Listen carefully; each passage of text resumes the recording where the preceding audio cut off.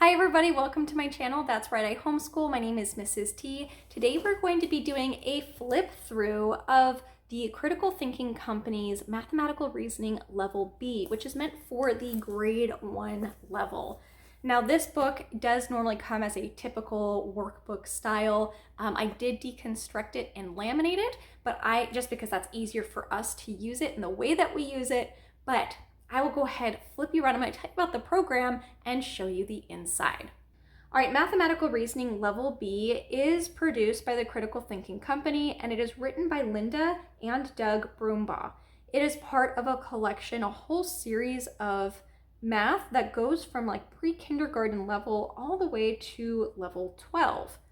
In this particular book, you will be talking about different skills that relate to number and operations, algebra, geometry, measurement, and data analysis and probability. And those skills will include things like practicing bar graphs, addition, capacity, calendar work, counting, fractions, length, likelihood, manipulatives, matching, money, probability, shapes, subtraction, whole numbers, and more. This does cover a lot of different topics that are typical to a first grade math program.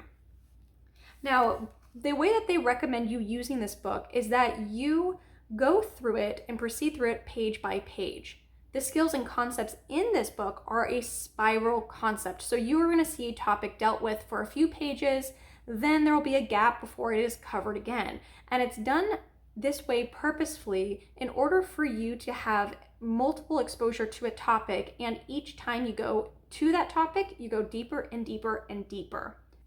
Now, this program itself is not broken into chapters or sections, but rather it's kind of this continuous flow. As you are going through the program, you will actually notice that there's very little, like it's not saying like chapter 1 do this or lesson 1 do this. There are no distinct lessons, but there is this rather a general flow through all of the workbook pages. Now, this program does not require any manipulatives. However, they do suggest that parents go through and explore what the National Library of Virtual Manipulatives.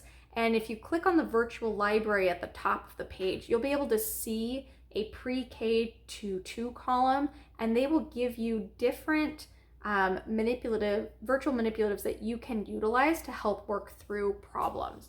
We have also found while going through this that it is very helpful to have something really simple like pennies or nickels, having basic things you can pull that you can use for counters like little erasers, or if you have counting blocks, things like that, they are very beneficial. But you can see here, it's a very straightforward program, nothing really frilly about it, but it is very colorful, it is fun.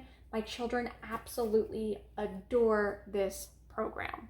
All right, you guys, and that is it. Very simple. It's straight to the point here, but yes, we've used beginning level 1, 2, and then we've also used A. So this will be our 4th time using a mathematical reasoning book, and I'm really excited to use it again in our upcoming school year. Comment down below if you have any questions, and we will talk to you soon. Bye, everyone.